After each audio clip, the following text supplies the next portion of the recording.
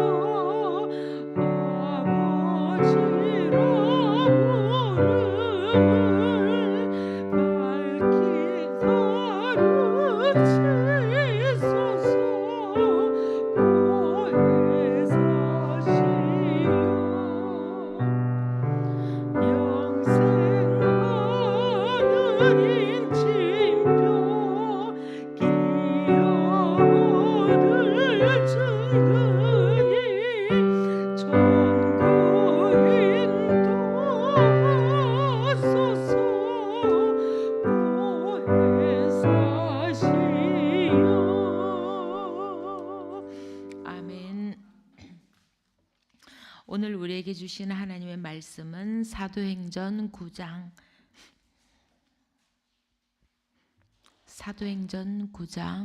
10절에서 19절까지입니다. 사도행전 9장 10절에서 19절까지 말씀 다 함께 한 목소리로 읽겠습니다. 그런데 다마스쿠스에는 아나니아라는 제자가 있었다. 주님께서 환상 가운데 아나니아야 하고 부르시니 아나니아가 주님 여기 있습니다 하고 대답하였다. 주님께서 아나니아에게 말씀하셨다. 일어나서 곧은 길이라 부르는 거리로 가서 유다의 집에서 사울이라는 다소 사람을 찾아라. 그는 지금 기도하고 있다. 그는 환상 속에 아나니아라는 사람이 들어와서 자기에게 손을 얹어 시력을 회복시켜 주는 것을 보았다. 아나니아가 대답하였다.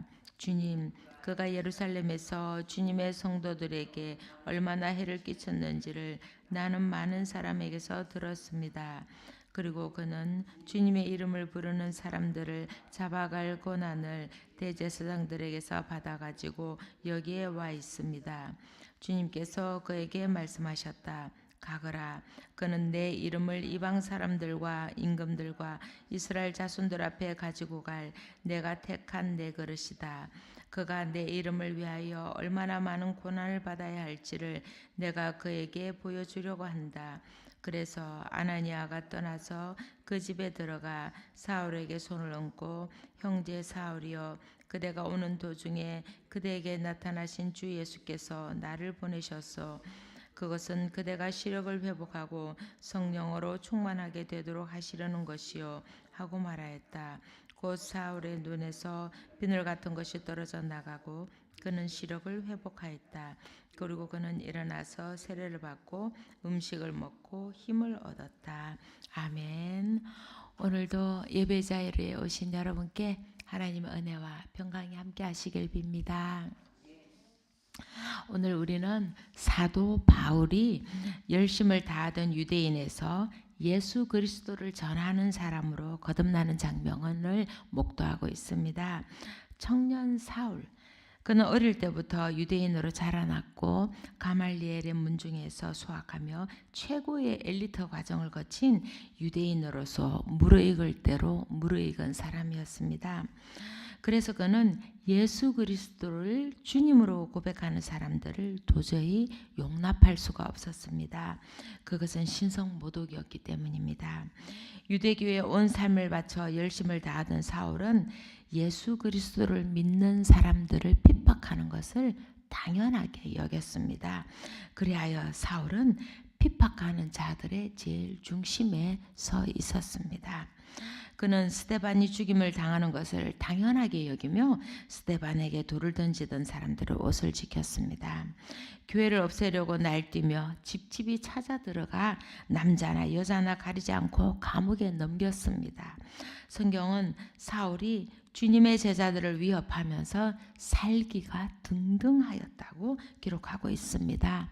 그의 열심은 대제사장에게 편지를 쓰게 했고 그 편지를 가지고 다마스쿠스의 그리스도인들을 잡아들이러 다마스쿠스로 가게 만들었습니다.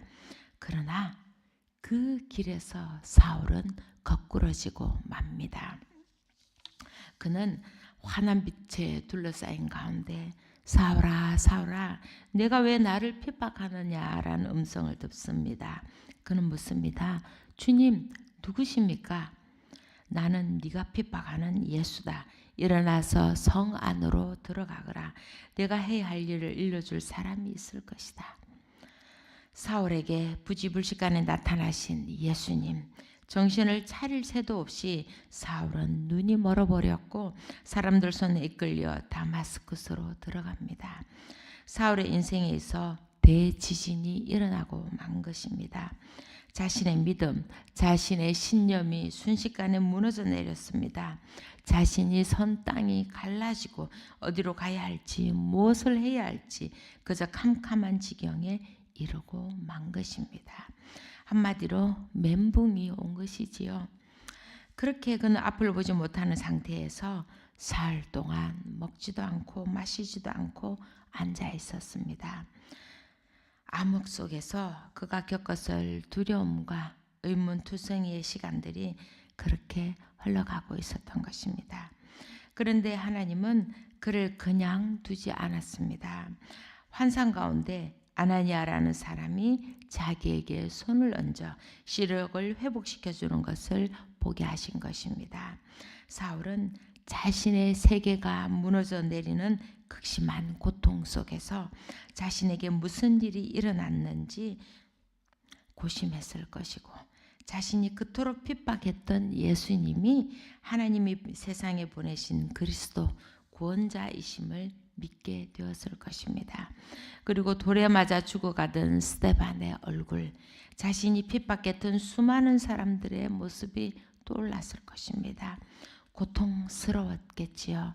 그렇지만 영민했던 사울은 혼돈 속에서 제대로 길을 찾았고 그래서 그에게 다가온 새로운 세계를 맞아들일 준비가 되었습니다. 하지만 그는 여전히 앞이 보이지 않았고 아무것도 할 수 없었고 그저 기다릴 수밖에 없었습니다. 그렇게 사울의 고통이 무르익어 가던 그 사흘이 지나자 주님은 그에게 한 사람을 보내주십니다. 과연 우리 주님이십니다. 사울이 겪었던 그 혼돈과 고통의 사흘, 우리에게도 그런 시간이 있었습니다. 하지만 우리가 어쩌면 인생이 끝나버렸다고 버림받았다고 느꼈을 그 시간에도 하나님은 우리를 혼자 두지 않으셨습니다. 언제나 우리의 암흑과 같은 시간을 함께 견뎌줄 사람을 보내주셨고 어려움 속에서 손을 내밀어 따뜻이 잡아주며 이끌어 주었던 많은 사람들을 보내주었습니다. 그렇게 우리는 일어설 수가 있었고 믿음의 길을 다시 걸어갈 수가 있었습니다. 이처럼 하나님은 어김없이 사울에게도 한 사람을 보내주셨던 것입니다. 다마스쿠스에는 이미 예수님을 믿는 사람들이 있었고 그 가운데 신실한 제자였던 아나니아라는 사람이 있었습니다.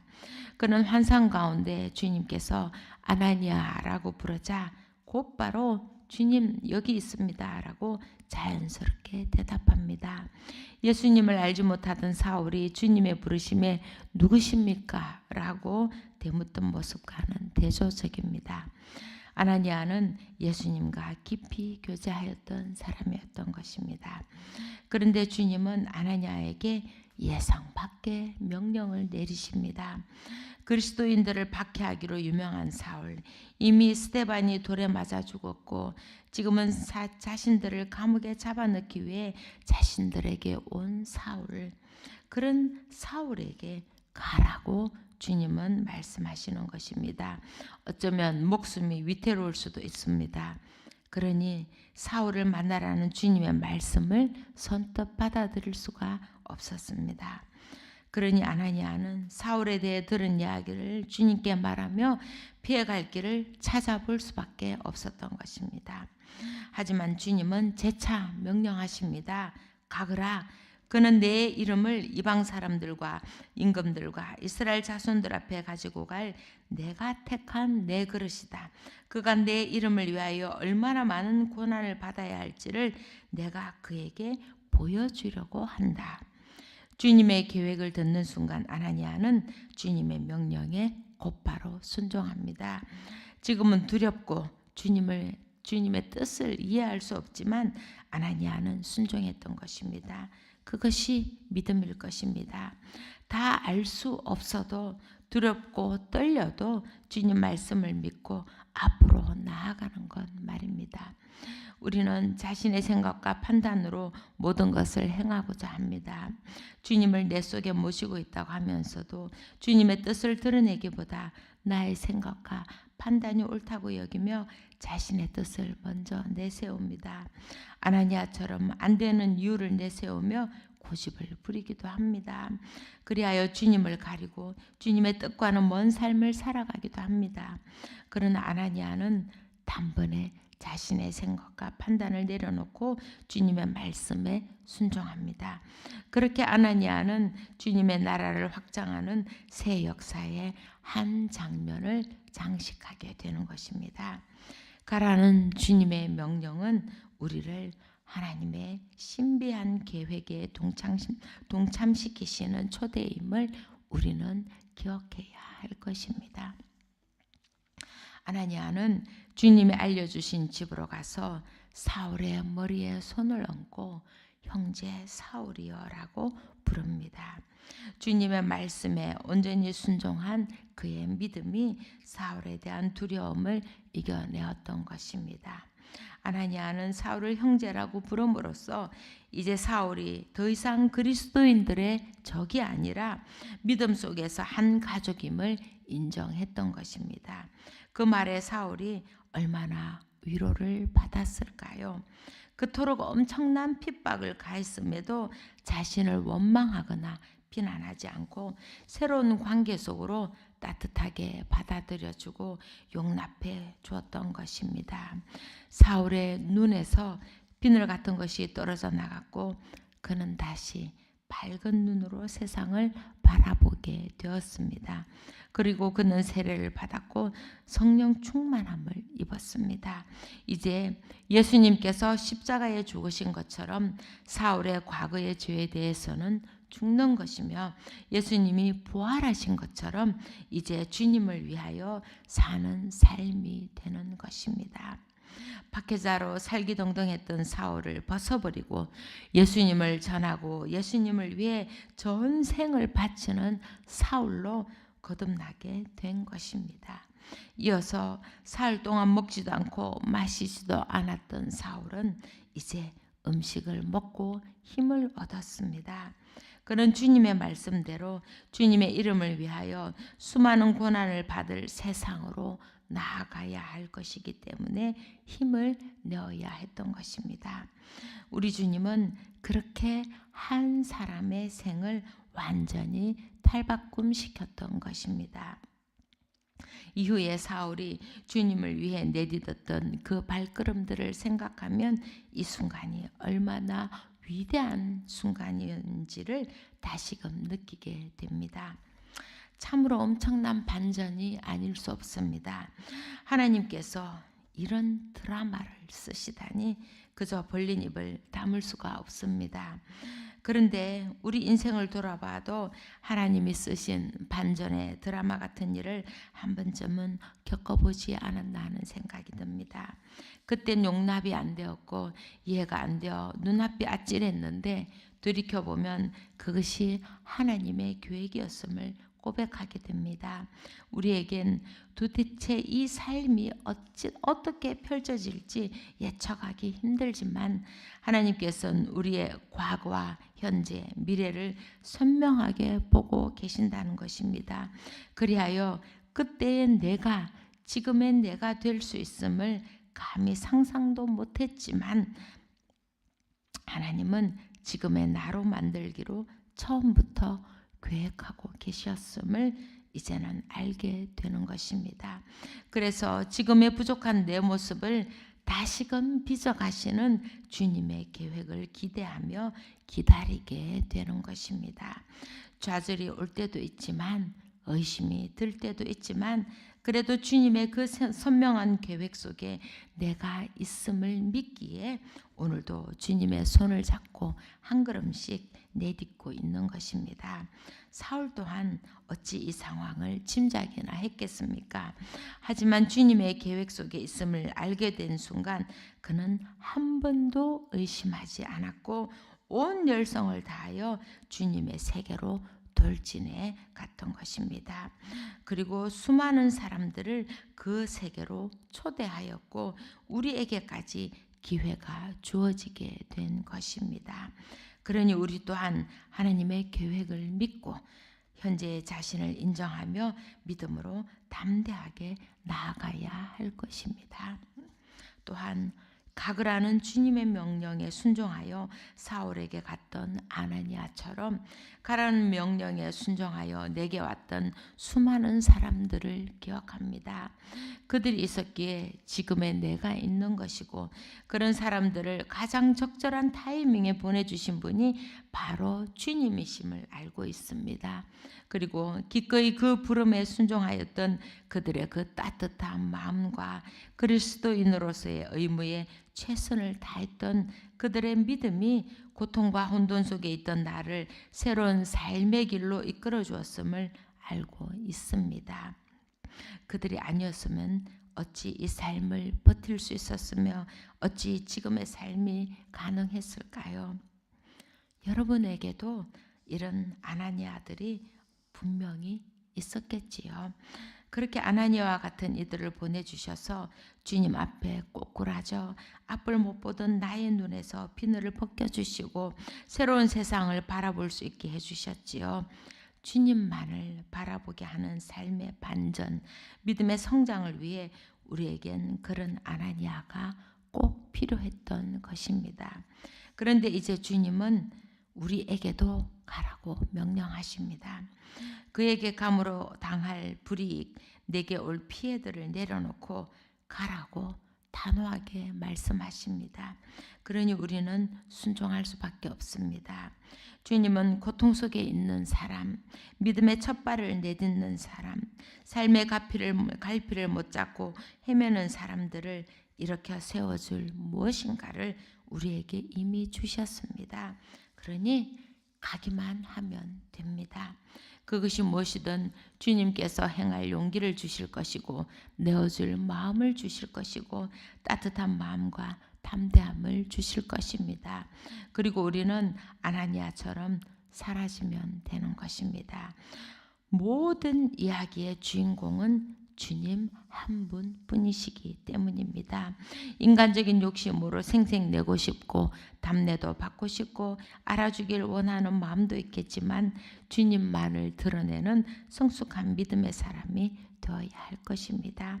그렇게 세상을 향해 나아가는 우리가 되길 바랍니다. 성령의 계절입니다. 때로는 뜨겁게 때로는 시원하게 성령의 바람이 불어와 우리의 마음을 감동케 하셔서 바울처럼 온전히 주님만을 바라보고 전하는 우리의 삶이 되길 바랍니다. 두려움에도 주님의 말씀에 순종한 아나니아처럼 주님의 뜻이라면 어디든 갈 수 있는 우리가 되길 바랍니다. 그렇게 오늘도 성령 충만한 하루가 되시기를 간절히 기도드립니다. 아멘. 기도하겠습니다. 사랑의 하나님, 오늘도 주님 안에서 하루를 시작하게 하시니 감사합니다. 늘 말씀 안에 살길 원하지만 돌아서면 잊어버리고 옛사람으로 원상복귀하고 많은 우리의 약함을 고백하오니 부디 용서하여 주옵소서. 유혹보다 우리의 믿음이 더 강해지게 하옵소서. 오늘 말씀을 통해 바울의 삶이 주님의 계획 안에 있었던 것처럼 우리의 삶도 주님의 계획 안에 있음을 믿게 하시니 감사합니다. 힘들어서 내려놓고 싶었던 마음들 다시 추스르게 하시고 주님을 신뢰하며 나아가게 하옵소서.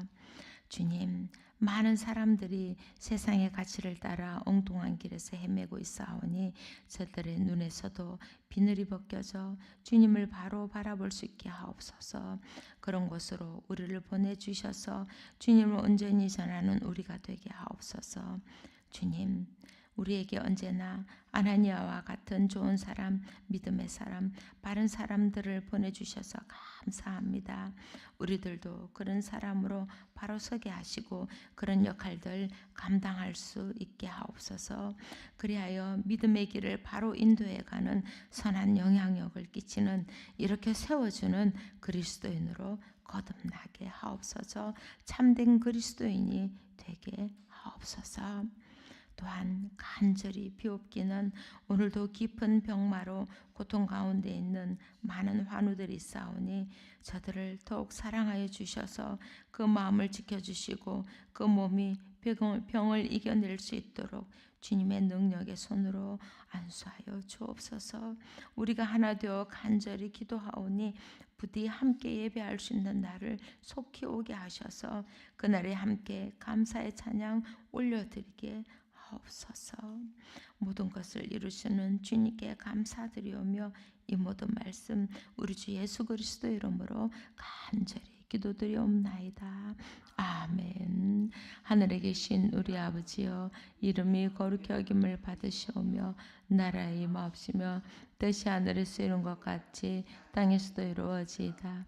오늘날 우리에게 일용할 양식을 주옵시고 우리가 우리에게 죄 지은 자를 사하여 준 것 같이 우리 죄를 사하여 주옵시고 우리를 시험에 들게 하지 마옵시고 다만 악에서 구하옵소서.